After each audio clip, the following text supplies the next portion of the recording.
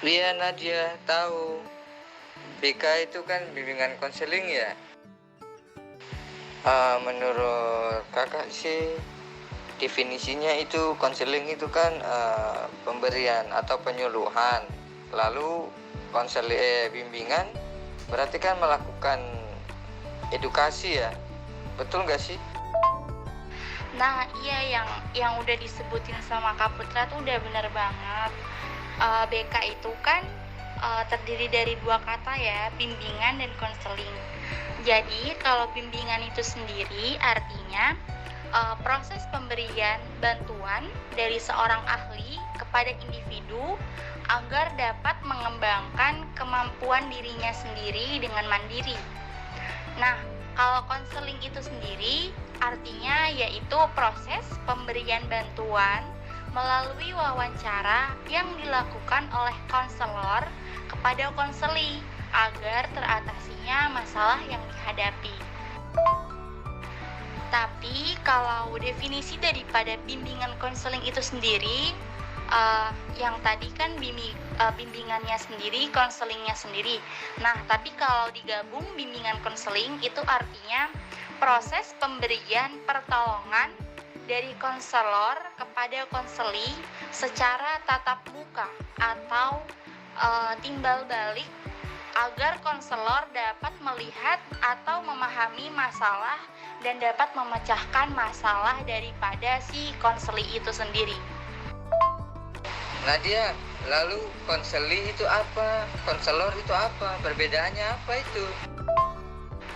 Nah, jadi di bimbingan konseling ini ada perbedaan atau penyebutan untuk seseorang yang memberikan penyuluhan, yang memberikan bantuan, dan juga seseorang yang membutuhkan bantuan atau pertolongan dari masalah yang dihadapinya. Jadi dari pertanyaan Kak Putra, apa itu konselor dan konseli? Jadi konselor atau pembimbing adalah seseorang yang mempunyai keahlian dalam melakukan konseling atau penyuluhan. Jadi konselor ini seseorang yang memiliki ahli dalam masalah menghadapi atau memberikan solusi dalam masalah orang lain. Jadi si konselor ini bertugas sebagai seseorang yang membantu memberikan jalan keluar, solusi bagi seseorang yang mengalami masalah. Nah, lalu kalau pengertian daripada konseli itu sendiri artinya seseorang yang sedang mengalami masalah, yang membutuhkan solusi dari masalah yang dihadapinya. Jadi konseli ini membutuhkan konselor atau pembimbing dalam menyelesaikan masalah yang dihadapi oleh konseli ini. Jadi seperti itu Kak Putra. Nadia, kalau boleh bertanya, di sekolah itu tujuan dari BK sendiri itu apa ya?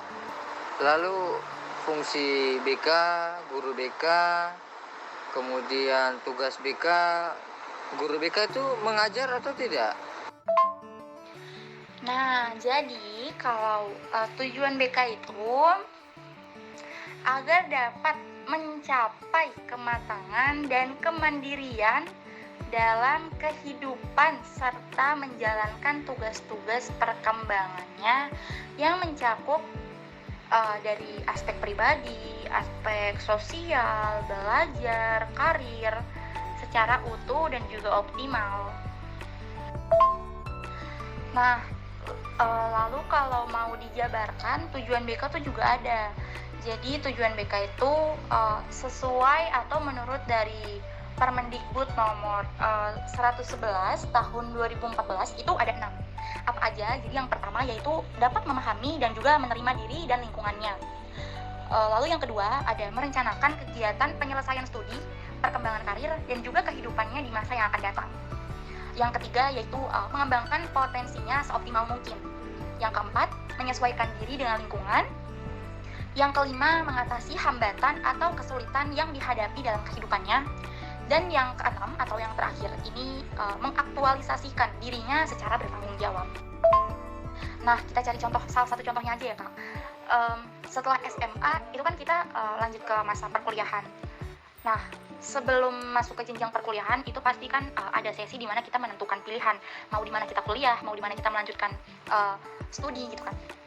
Nah, di situ tugas daripada guru-guru BK itu membimbing, membantu mencari, membantu apa sih kayak kan biasanya ada siswa-siswa yang kayak masih ragu nih kan tentang kalau aku masuk kampus ini bisa nggak ya, kalau aku masuk kampus ini bisa nggak ya. Nah, di situ tugas guru BK itu untuk meyakinkan dan juga memberikan pendapat dari pilihan yang mereka pilih. Tapi guru BK tuh bukan cuma memberikan pendapat ya Kak, bukan hanya menjudge atau bagaimana, tapi mereka juga mendukung secara optimal, secara penuh dari pilihan si siswa tersebut. Seperti itu Kak. Nah, lalu contoh lainnya juga kan kebanyakan atau ada beberapa siswa nih kan yang masih belum tahu bakat yang dia punya tuh apa gitu kan. Nah, jadi tuh tugas-tugas dari guru BK tuh itu membantu peserta didik, membantu siswa-siswanya untuk mencari tahu bakat dari si siswa ini tuh apa gitu. Jadi guru BK nih kayak melakukan pendekatan terhadap peserta didik, lalu nanya gitu kan, hobi kamu tuh apa sih, yang kamu suka tuh apa sih. Nah, dari hobi dan yang disukai oleh si peserta didik itu dapat dikembangkan menjadi sebuah bakat. Jadi guru BK tuh bisa kasih solusi atau saran kalau misalnya ada lomba ini, lomba itu. Mereka meyakinkan siswa-siswinya untuk mengikuti lomba. Jadi kan dari bakat yang mereka punya dan lomba yang mereka ikuti kan juga bisa membawa pengaruh positif untuk si peserta didik tersebut. Nah, selain tujuan, BK tuh juga punya fungsinya Kak. Jadi fungsi dari bimbingan konseling itu ada 9. Nah, biar aku jelasin satu-satu ya. Jadi fungsi dari BK itu yang pertama ada fungsi pemahaman. Apa itu fungsi pemahaman? Yaitu membantu peserta didik memahami diri dan lingkungannya. Yang kedua, fungsi pencegahan atau preventif, yaitu membantu peserta didik mampu untuk mencegah atau menghindari diri dari berbagai masalah. Yang ketiga ada fungsi pengentasan. Apa itu? Yaitu membantu peserta didik untuk mengatasi masalah yang sedang dialaminya, yang dihadapinya, seperti itu Kak. Lalu yang keempat ada fungsi pemeliharaan, yaitu membantu peserta didik dalam berbagai potensi yang dimilikinya. Seperti yang tadi udah saya kasih contoh Kak, tentang bakat yang dimiliki oleh peserta didik. Lalu yang kelima ada fungsi penyaluran, yaitu membantu peserta didik menyalurkan ke arah kegiatan atau program yang dapat menunjang tercapainya perkembangan yang optimal.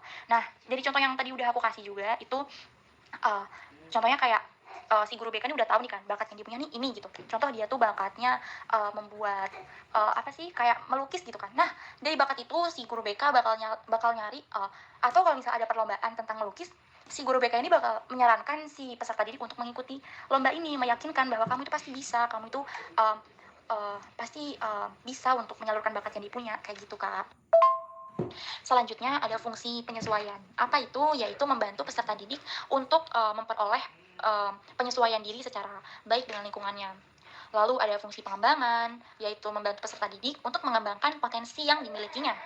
Lalu yang berikutnya ada fungsi perbaikan dan penyembuhan atau kuratif, yaitu peserta didik yang memiliki masalah yang mendapat prioritas untuk diberikan bantuan. Lalu yang terakhir, yang kesembilan, ada fungsi advokasi. Apa itu fungsi advokasi? Jadi, fungsi advokasi yaitu membantu peserta didik untuk memperoleh pembelaan atas hak atau kepentingan yang kurang dapat perhatian. Jadi seperti itu Kak, tujuan, tugas, dan fungsi daripada bimbingan konseling itu sendiri. Nah, lalu dari penjelasan yang udah aku jelasin buat Kakak nih, menurut Kakak sendiri BK itu penting nggak sih di dunia pendidikan? Wah. Jawabannya banyak kali. Uhuy. Ya Kak, penting sekali sih menurutku. Karena ya banyak sekali ya yang terjadi dalam dunia pendidikan, khususnya di sekolah. Anak-anak yang sangat membutuhkan adanya bimbingan konseling dari guru BK tersebut ya. Saya rasa saya sudah sangat cukup Kak. Jadi terima kasih banyak atas ilmunya. Uhuy. Oke, baik Kak. Terima kasih juga ya udah sharing-sharing bareng aku malam ini seputar tentang bimbingan konseling. Kalau misal ada yang ingin ditanyakan lagi boleh kok kak ke aku aja. Terus juga kalau misal kakak lagi ada masalah atau membutuhkan orang yang ingin mendengarkan, saya siap untuk mendengarkan segala masalah atau memberikan solusi dari masalah yang kakak hadapi. Terima kasih banyak kak, selamat malam, selamat beristirahat. Iya kak, baik. Nanti kalau ada masalah, tapi jangan, semoga nggak ada masalah ya kak ya. Oke, makasih banyak kak atas ilmunya.